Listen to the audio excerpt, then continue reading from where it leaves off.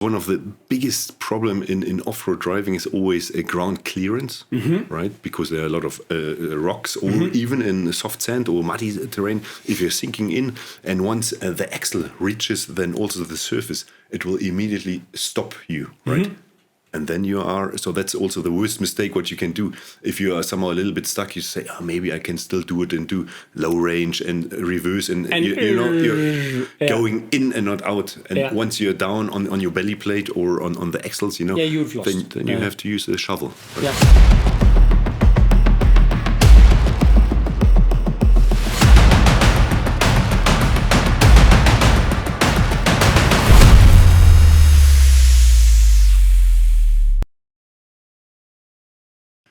Hi folks, and welcome to another episode of Warrior Talk.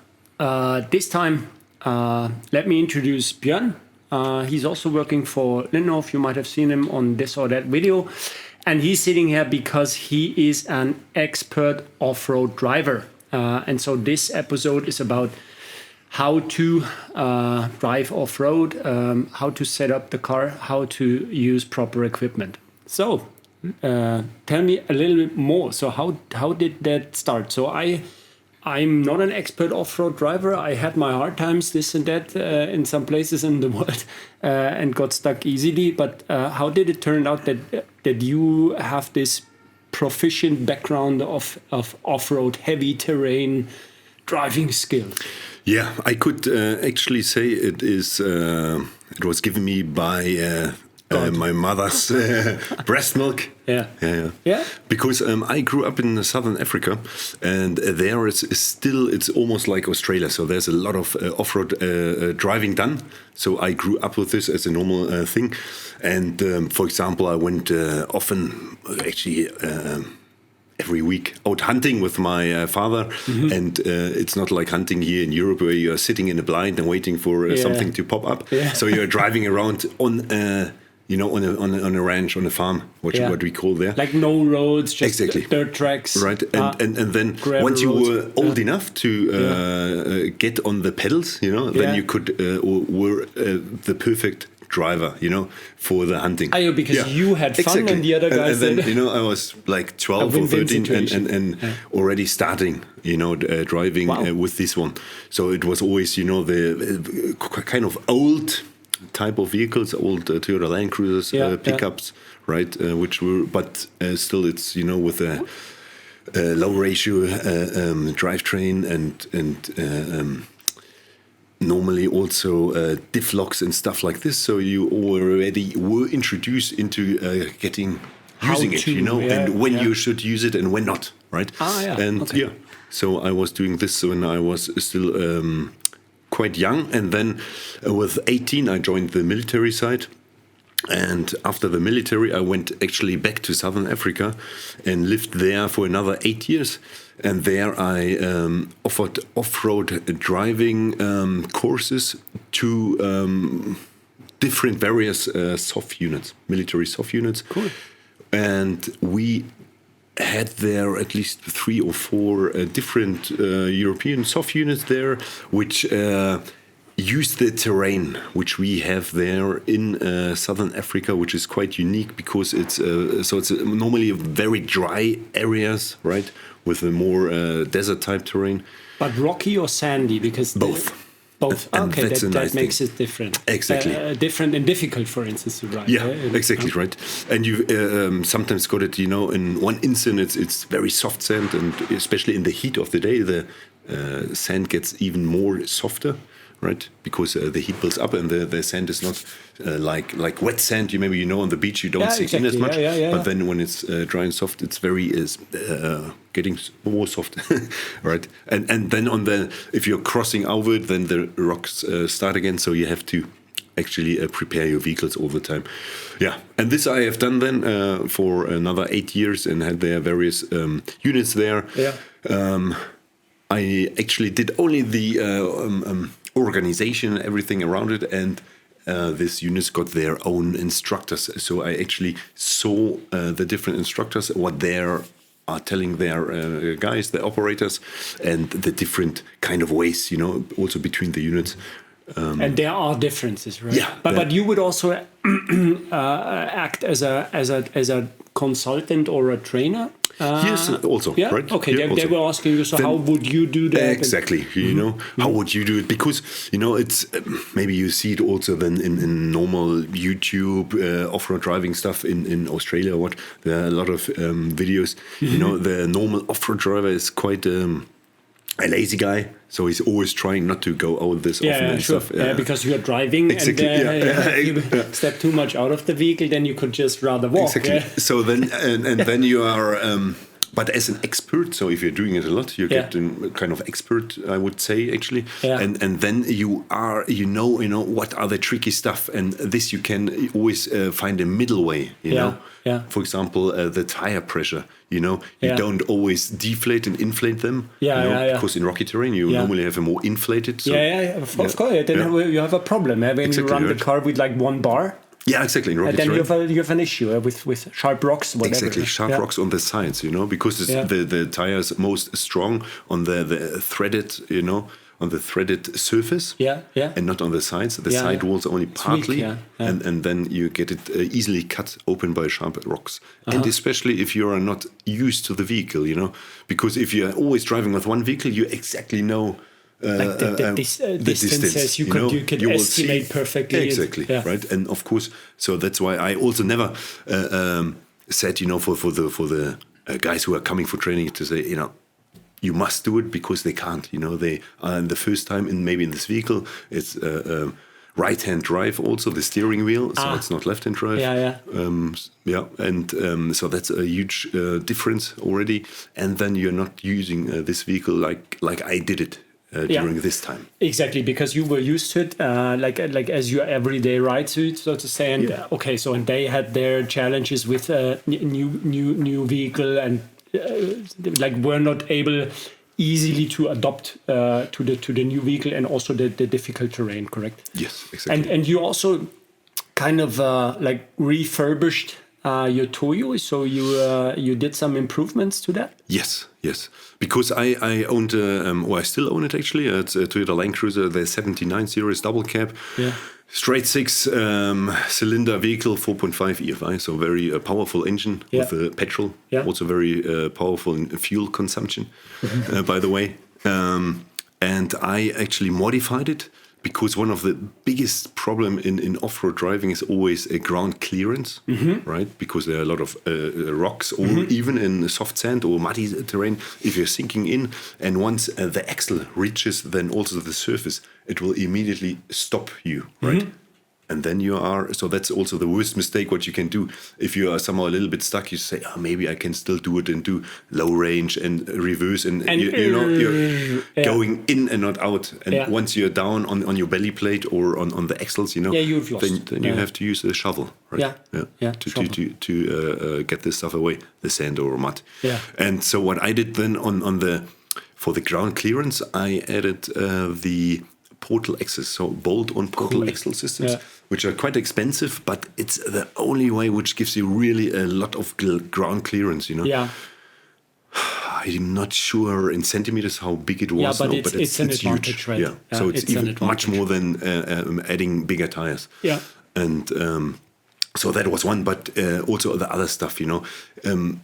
It doesn't work, you know, if you just buy a vehicle and then you say, I want this and that change. So you can do, of course, some basic stuff like suspension, bull bar, winch, snorkel, you know, but it develops by time and by using it, and that's the most important thing. And also by your experience, because you develop also with using it and by the experience. So, and then I changed it and modified it time by time, you know. So, okay, this is not perfect, and now I'm getting too heavy, so I'm really struggling a lot more, like a lightweight vehicle, and I'm getting weight reduced again, and so it was always a kind of development. So so it's never finished as such a project. But you are also experienced in like ATV driving and stuff like that, right? Yeah, exactly. We also how is that called? That not the ATV.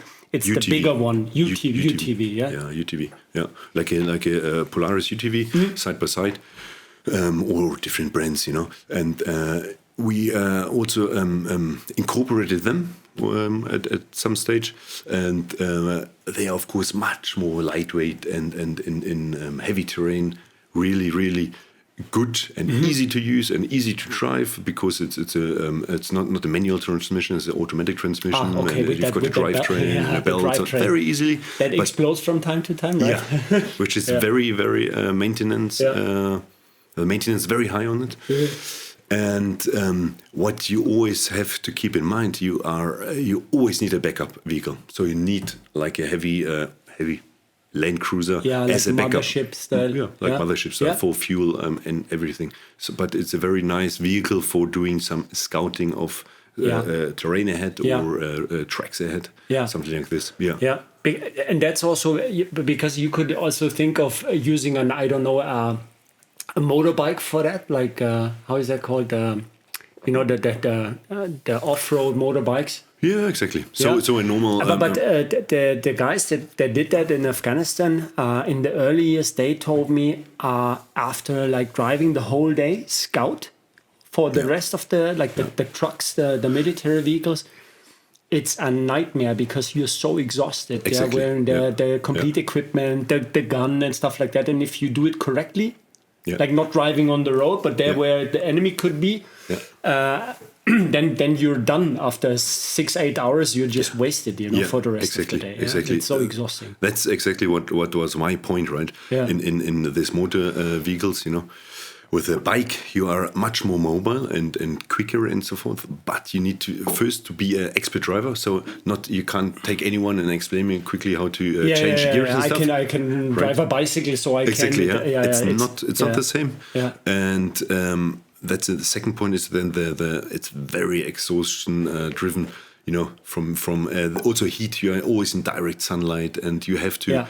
Also for the bike himself, what I saw there, normally the bikes are always air cooled, so you need to have a certain speed. So if you've got not such an expert driver, a little bit less, who's driving a little bit too slow, they are overheating a very lot. Okay. So we modified them also with some extra fans and stuff. Yeah. But you really need stuff like this, and so it's very difficult, and you need experts for this. Yeah. And then that's a difference to the UTV, right? Because there you're sitting, you are somehow protected from the sun, from the dust. Kind of roof. You can take easily stuff with you, water and all that stuff. Yeah. So you're not exhausted this quickly, like on a motorbike. Yeah. It's still difficult, but at the end of the day, you don't have to use your body as much to keep the vehicle stable, so to say, and to perform in off-road situations. Yeah. And what would you say? So you have now the Toyo. It's at the end of the day, it's a car or a truck vehicle that is used in many organizations also. But what differentiates you driving that vehicle in heavy terrain off road when you think of like a military vehicle? So what's your experience? Like the vehicles we had, the AGFs. Or even bigger than the Dingo, for instance, in Afghanistan. So where's is there some, or is the main principle the same, or would you say no, it's different? Yeah, so from the normal soft-skinned vehicles, they are quite the same, but the military vehicles are always very optimized, right, for hard use terrain, for maybe also lower maintenance, right? So a normal civilian soft-skinned vehicle is you have to check on the maintenance, and that's what you always have to remember if you hire a vehicle. How you don't always just check the price, which is the low-priced one. So you always check which is the best equipped ones. Which got the heavy-duty suspension and an extra fuel tank and all this kind of stuff, right? But driving-wise, so the soft-skinned vehicles, you could actually say they are very similar, when actually also the same. And the techniques which you're using on soft-skinned vehicles are actually then also, so what you're learning there, you can incorporate directly into the heavier armored vehicles, because the technique and the principles, they are staying the same. Okay. Yeah. And so I can remember we had to have a lot of special equipment, so to say, for these vehicles. The high lift you know, that jack lift. Then the sand sheets, you know. Yeah, sand channels. Yeah. I don't know. Then we had special ropes to tow the vehicle away if you got stuck and stuff like that. Yeah. So would you say in the civilian environment, it's more or less the same, or were you using different stuff compared to your military experiences? No, it was actually the same, because actually I would say all this recovery gear as a main topic is actually always coming out of the civilian market, right? Okay. Yeah. So, and the military is adopting it. And during this kind of trainings I was doing, the military guys could actually expertly use it and see if it's also holding, or is it promising, you know? Yeah. Right, and that's exactly this kind of equipment which you are using, like the high lift jack and the kinetic rope straps. Then you've got different kind of shackles, you know, metal ones or soft shackles, and these you can then use while doing real recoveries, right? And also because over we the time. get stuck anyways. Yeah. At some point you get stuck if you go to the limits. So that makes sense. Okay, you can train also how to use the emergency or recovery. When you were driving a heavily equipped military vehicle in the days, then you can't save weight to some extent, because of course you have to carry ammo, other, let's put it, communications and fighting equipment. And then I think the AGF, we ended up with 3.5 tons or something like that. Yeah. Fully loaded, you know, and there's no chance to lighten this, to get more adopted to the terrain. So my strategy was always, okay, this, how we doing this? I have like 3 locks, differential locks. Let's put at least 2 of them in, and then let's see what's turning out. Yeah, but you can't apply that for every situation. No, but I'm sure that was not always right. So I didn't get stuck very often. But at the end of the day, you have to live with the weight, I want to say, you know. And so is the driving then different, you know? So would you then, I don't know, choose the route you were driving differently in comparison to your commercial vehicle, to the Toyo you were using? Or what's the strategy there? So yes, exactly. So that's the main one of the main problems, always the weight thing. And even if you are going then into this expeditionary style driving, so long ranges and quite then the duration is also quite long. So we are not talking about 2 or 3 days, so up to 10 days. Yeah. And the problem is, you know, in some extents, in some regions of this world, you know, when you are in desert, there is not, you know, next door a fuel stop. Yeah, sure. Or a water tap where you can fill up your water. So you're really taking everything along.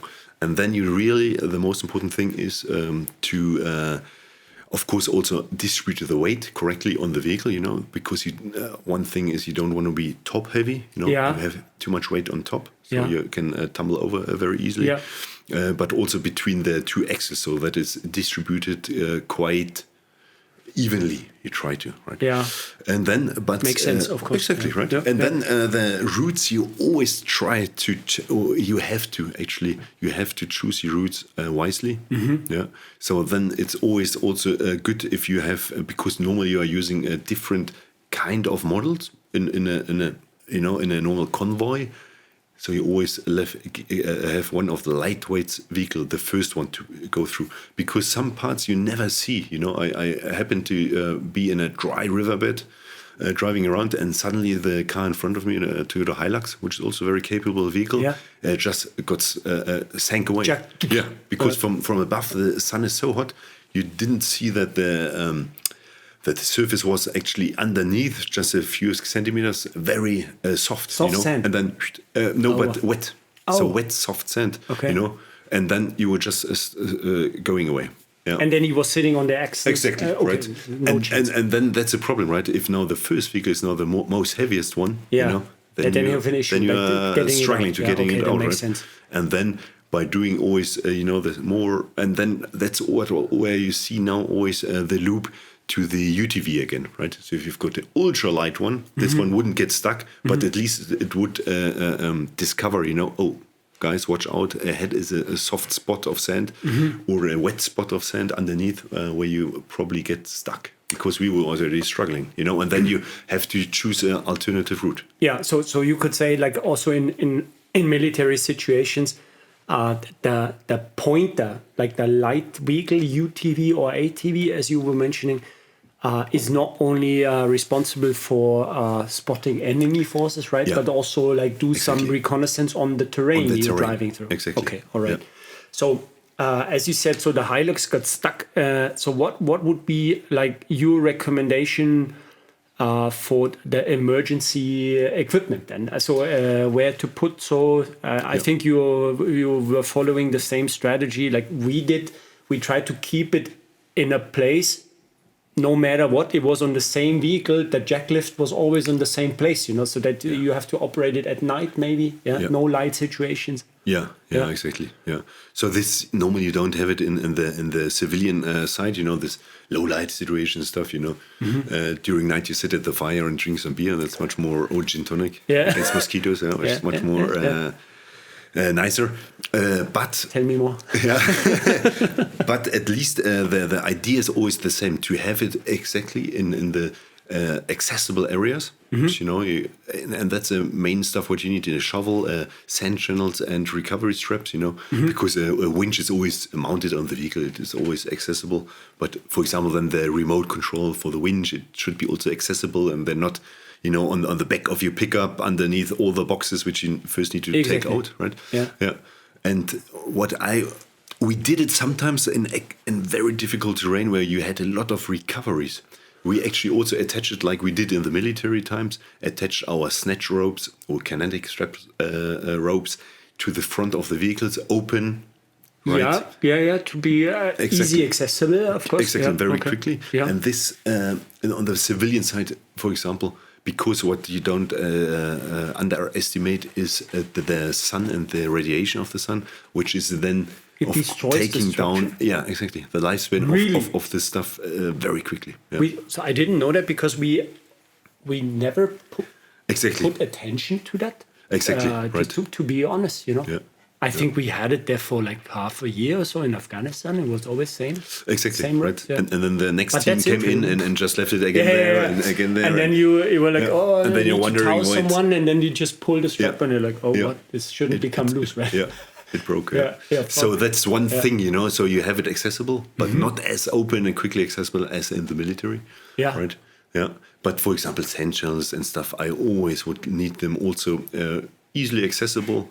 And you can take them out very easily out of the vehicle and have them in use, right? Because at some points you also see a different spot of terrain where you are not sure, because you can't say is the vehicle will it sink now in or not.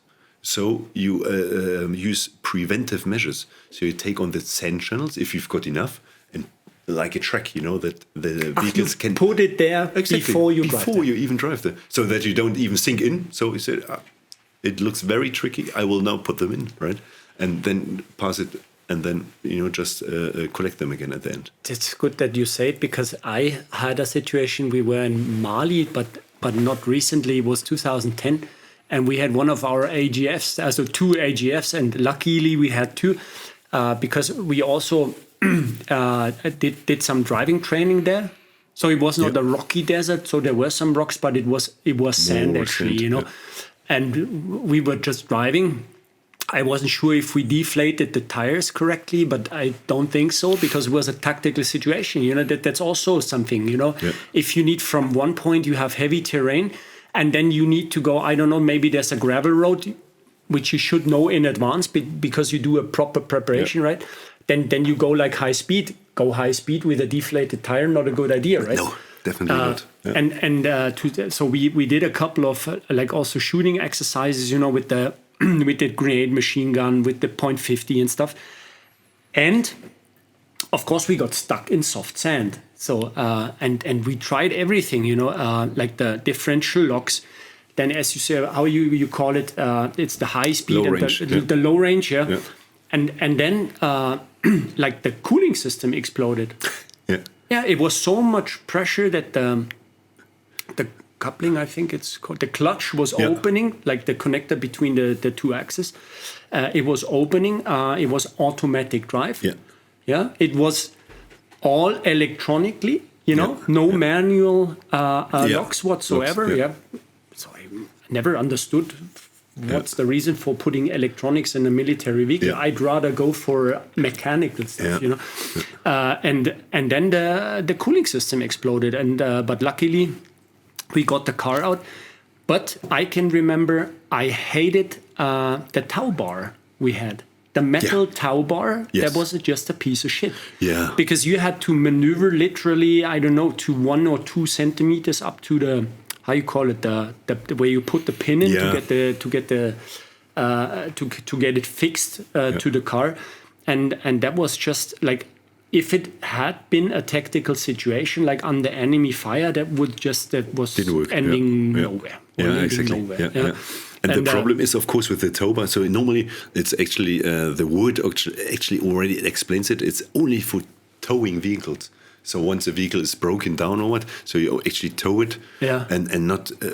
Of course, you can do it during a little bit off-road terrain, but not really heavy terrain. It's not good. Yeah, exactly, because it's stiff, right? So it's a stiff connection. Yeah, it's a very stiff connection, and you need some elasticity. And also during recovery, you would have done 100% better with a kinetic rope strap because it is expanding and you can drive with much more speed into it. Yeah, and then so you get the force, momentum. The pulling force, right? Also, if it constricts, you get the pulling force. It's pulling out itself and then it's contracting itself and pulling it out again. So basically, what would make sense, and we did this also, I think that, but it's not common sense. We should mention this.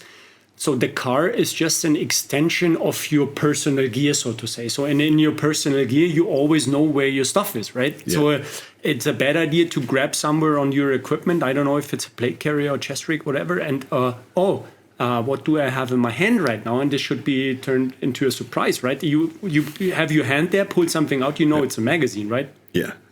And not a fragmentation grenade. Yeah. Repetition helps.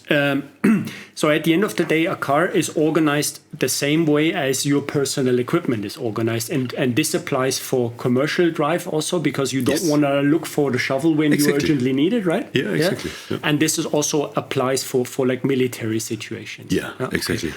And what would, like, could you say... There's also what would be your recommendation for an inside organization of the car? Yes, definitely. So the rest, what we have been discussing right now, ropes, shovels, the sand plates, sand ladders. Sand ladders. They are on the outside of the vehicle. Makes sense also. And then you have gear also inside the vehicle. Can be ammunitions, for instance. Can be spare magazines, can be whatever. So what would be your recommendation then? Yeah, so that is a very big topic, right? This organization inside the vehicle, because I don't know why, but even the off-road vehicles, they are done by some engineers or designers, so to look nice. But most of them, actually, I don't know one of them which is done into 100%. Like off-road capable, and you still have to modify it to some extent. You always have to modify it, right?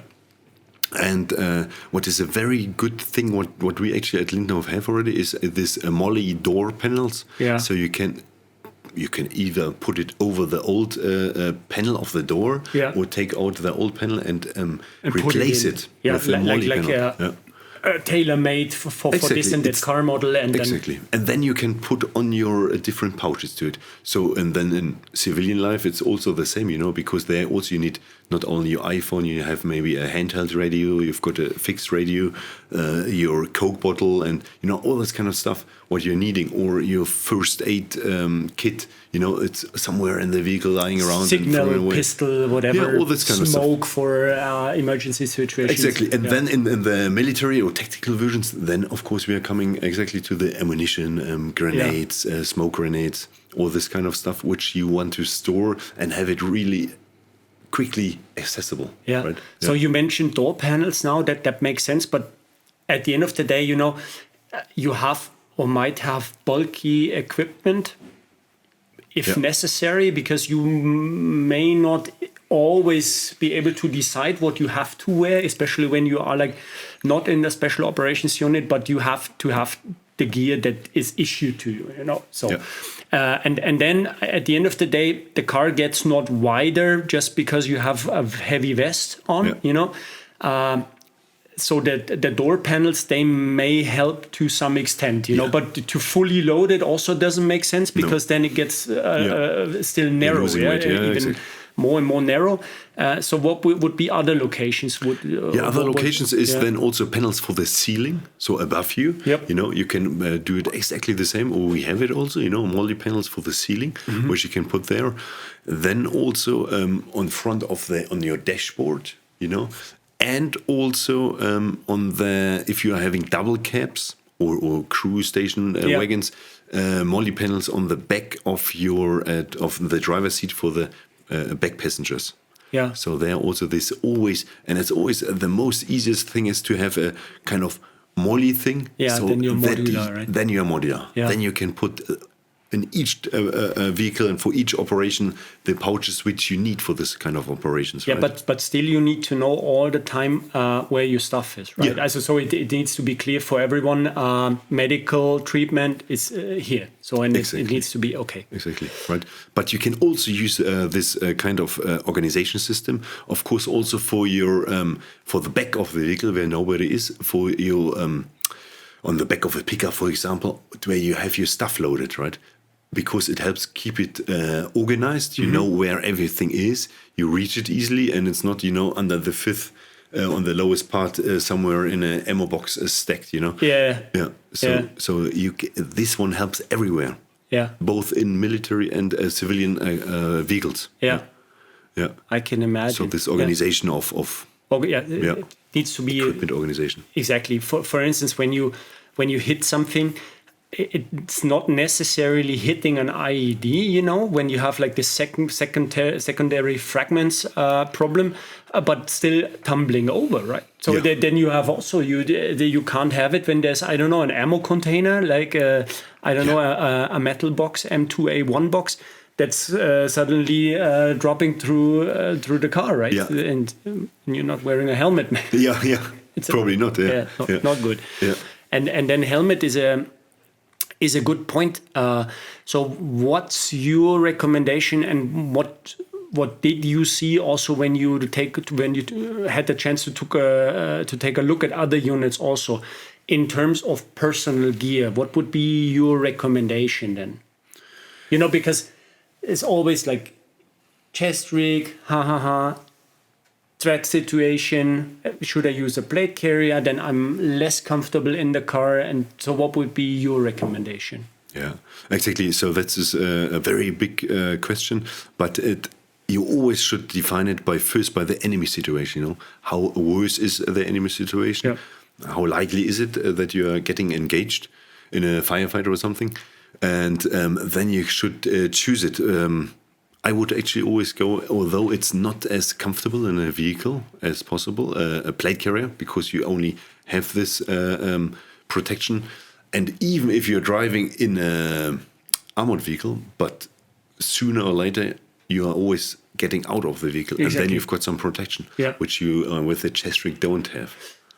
It's on the downside. So I was thinking, you know, there's these like hybrid versions, and you can use almost all our products also like just use the front plate, and then you have a strap system. So maybe it's getting more comfortable, but then still you have to have the back plate in a backpack, for instance, and you just think of the backpack, detach it from the point in the vehicle, and then use it once you step out of the vehicle, the truck, to move around.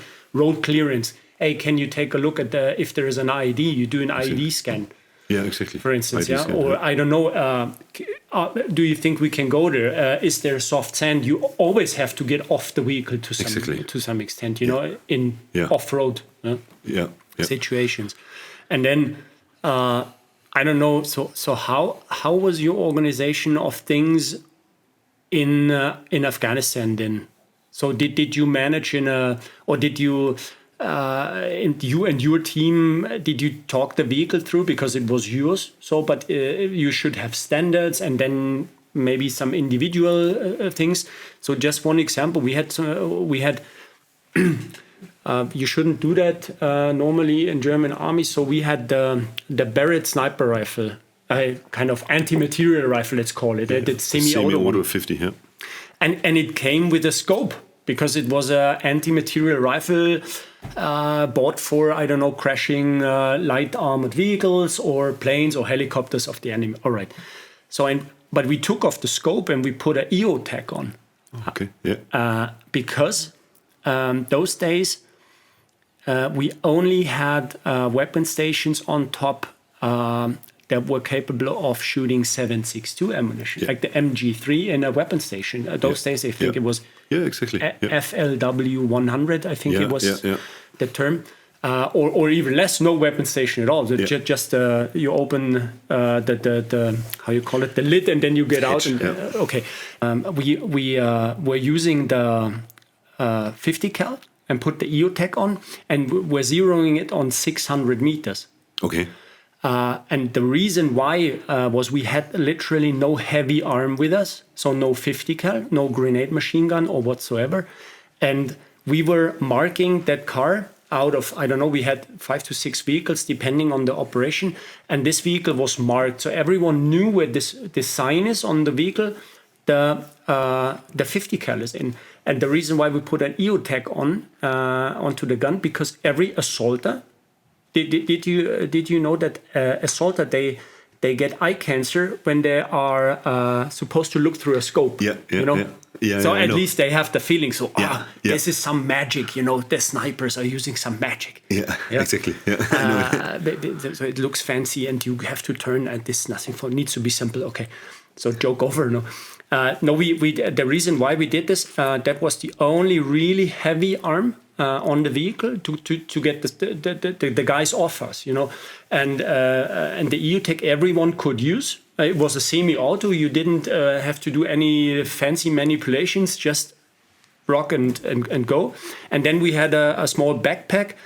And it was not so small when it was full of magazines, because it was 20 kilos or something like that. It was these single sling backpacks type pouches, and that was it. And it was specifically marked vehicle. Everyone knew that's in there. So that was our organization. But as I said, so we did quite a bit of missions on vehicle, but not too many. So what would be your recommendation of organizing things? You know, like putting magazines. So did you have a standard? I don't know. Yeah. Did you put or glue stuff onto the dashboard, like Velcro tape, for instance, and just put the stuff there? Or how did you manage? Right. Yeah. During my time as well, it was during the time where you only were allowed to drive out with armored vehicles. So you always had this problem, like you're explaining, right? Armored vehicles, and you even have less space in armored vehicles, you know? Exactly. Even in this civilian-based Toyota Line Cruisers, which we had there, the 200 series, which is armored. And then it was really like we had some standards where we put this kind of specific stuff like radio equipment, ammunition, grenades, always on the same spot anywhere in the vehicles, and trying to fulfill it everywhere, same in the kind of vehicles. Yeah.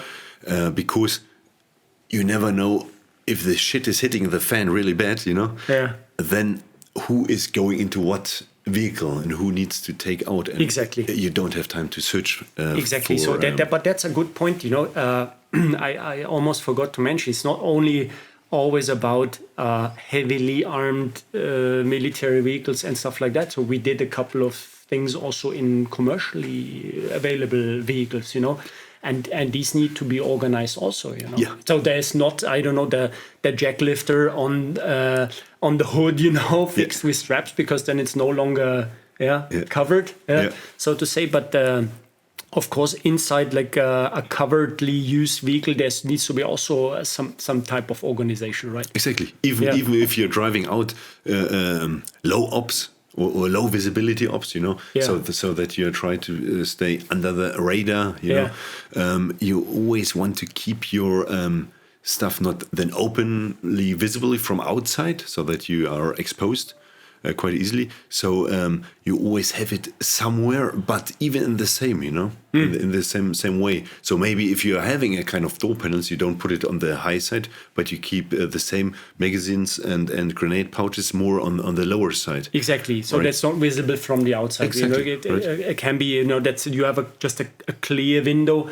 Not blinded by I don't know the black foil that they put there, and then you need to say, because it's a covered operation still, but you still need to be operational, you know. And as you said, if shit hits the fan, you would like to have your 10 extra magazines organized for you. Exactly. Right. And once you get out of the car and you need to get in, or need to you left the car, have maybe a firefight going on and need resupply, you get it out of the car. So everyone needs to know where the stuff is. You know, oh, where did I put the stuff? Maybe in the trunk, maybe I have to below the seat. Exactly. I don't know. Right. And maybe the closest car for you to run to is not your own. So it's of other team. It's just a random situation. You cannot predict. So you need this very strict, actually, organization, you know, of the vehicles. Where you've got the basic stuff always at the same position.